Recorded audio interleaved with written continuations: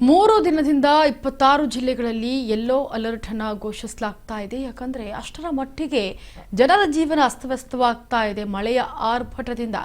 ಇಂದಿನಿಂದ 3 ದಿನ ರಾಜ್ಯ ಹಲವು ಜಿಲ್ಲೆಗಳಲ್ಲಿ ಭಾರಿ ಮಳೆಯಾಗುವಂತಹ ಮುನ್ಸೂಚನೆ ಇರೋದ್ರಿಂದ ಜನರೇ ನೀವು ಎಚ್ಚೆತ್ತುಕೊಳ್ಳಬೇಕು ಅಂತ ಹೇಳಿ ಹವಾಮಾನ ಇಲಾಖೆ ಮುನ್ಸೂಚನೆ ಕೊಡ್ತಾ ಇದೆ. ಯಾಕಂದ್ರೆ 3 ದಿನದಿಂದ 26 ಜಿಲ್ಲೆಗಳಲ್ಲಿ ಭಾರಿ ಮಳೆ ಆಗ್ತಾ ಇದೆ, ಭಾರಿ ಗಾಳಿ ಬೀಸ್ತಾ ಇದೆ, ಗುಡುಗು ಮತ್ತೆ ಮಿಂಚಿನ ಸಹಿತ ಮಳೆ ಆಗ್ತಾ ಇರೋದ್ರಿಂದ ಜನರ ಜೀವನವೇ ಅಸ್ತವ್ಯಸ್ತವಾಗಿಬಿಟ್ಟಿದೆ. ಹಾಗಾಗಿ ಜನರು ಎಚ್ಚರದಿಂದ ಇರಬೇಕು. ಇಂದಿನಿಂದ 3 ದಿನ ರಾಜ್ಯದಲ್ಲಿ ಹಲವು ಜಿಲ್ಲೆಗಳಲ್ಲಿ ಭಾರಿ ಮಳೆ ಆಗುತ್ತೆ ಅಂತ ಹೇಳಿ ಮುನ್ಸೂಚನೆ ಕೂಡ ಕೊಟ್ಟಿದೆ ಹವಾಮಾನ ಇಲಾಖೆ.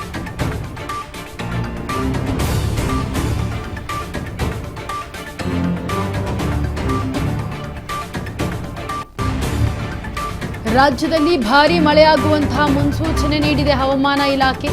ಆಲಿಕಲ್ಲು ಮಳೆ, ಬಿರುಗಾಳಿಯ ಮುನ್ನೆಚ್ಚರಿಕೆಯನ್ನು ಕೂಡ ಕೊಟ್ಟಿದೆ. ಬೆಂಗಳೂರಿನಲ್ಲಿ 2 ದಿನ ಯೆಲ್ಲೋ ಅಲರ್ಟ್ ಅನ್ನು ಘೋಷಣೆ ಮಾಡಲಾಗಿದೆ. ಹವಾಮಾನ ಇಲಾಖೆಯಿಂದ ಮಳೆಯ ಮುನ್ಸೂಚನೆ. ದಕ್ಷಿಣ ಒಳನಾಡಿಗೆ ಯೆಲ್ಲೋ ಅಲರ್ಟ್ ಅನ್ನು ಘೋಷಣೆ ಮಾಡಲಾಗಿದೆ.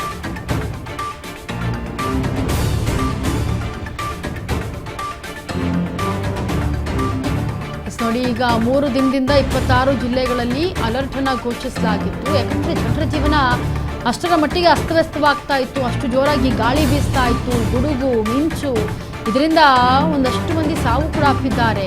ಹಾಗಾಗಿ ಇವತ್ತಿನಿಂದ 3 ದಿನ ರಾಜ್ಯದ ಹಲವು ಜಿಲ್ಲೆಗಳಲ್ಲಿ ಭಾರೀ ಮಳೆ ಆಗುತ್ತೆ ಅಂತ ಹವಾಮಾನ ಇಲಾಖೆ ಮುನ್ಸೂಚನೆ ನೀಡಿದೆ.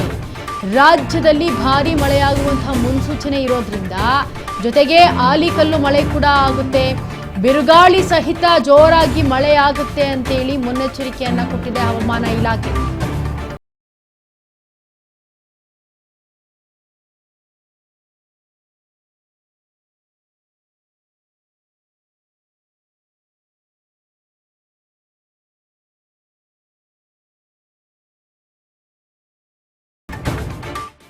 ಯೆಲ್ಲೋ ಅಲರ್ಟ್ ಅನ್ನ ಘೋಷಣೆ ಮಾಡೋದಕ್ಕೆ ಈಗ ಮುಂದಾಗಿದ್ದಾರೆ. ಯಾಕಂದ್ರೆ ಗುಡುಗು ಮತ್ತೆ ಬಿರುಗಾಳಿ ಸಹಿತ ಆಲಿಕಲ್ಲು ಕೂಡ ಆಗುತ್ತೆ, ಮಳೆ ಆಗುತ್ತೆ ಜೋರಾಗಿ, ಮಿಂಚು ಕೂಡ ಜೋರಾಗಿರುತ್ತೆ ಅನ್ನೋ ನಿಟ್ಟಿನಲ್ಲಿ ಈಗ ಬೆಂಗಳೂರಿನಲ್ಲಿ 2 ದಿನ ಯೆಲ್ಲೋ ಅಲರ್ಟ್ ಅನ್ನ ಘೋಷಣೆ ಮಾಡಲಾಗಿದೆ.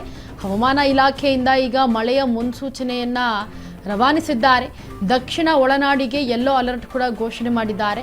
ಇನ್ನು ಉತ್ತರ ಒಳನಾಡಿಗೆ ಆರೆಂಜ್ ಅಲರ್ಟ್ ಅನ್ನು ಘೋಷಣೆ ಮಾಡಿದ್ದಾರೆ. ಸದ್ಯಕ್ಕೆ ಜನರ ಜೀವನ ಅಸ್ತವ್ಯಸ್ತ ಆಗಿರೋದ್ರಿಂದ ಮರಗಳು ಅಲ್ಲಲ್ಲೇ ಹಾಗಾಗಿ ಧರೆಗೆ ಉರುಳುತ್ತಾ ಇರೋದ್ರಿಂದ, ಹಾಗೆ ಟ್ರಾನ್ಸ್ಫರ್ ಡಬ್ಬಗಳಾಗಿರ್ಬೋದು, ಟೆಂಟ್ಗಳಾಗಿರ್ಬೋದು ಎಲ್ಲವೂ ಕೂಡ ಉಡಿ ಸಾಕ್ತಾ ಇದೆ. ಹಾಗಾಗಿ ಈ ರೀತಿ ಅವಾಂತರಗಳು ಸೃಷ್ಟಿಯಾಗಿದೆ.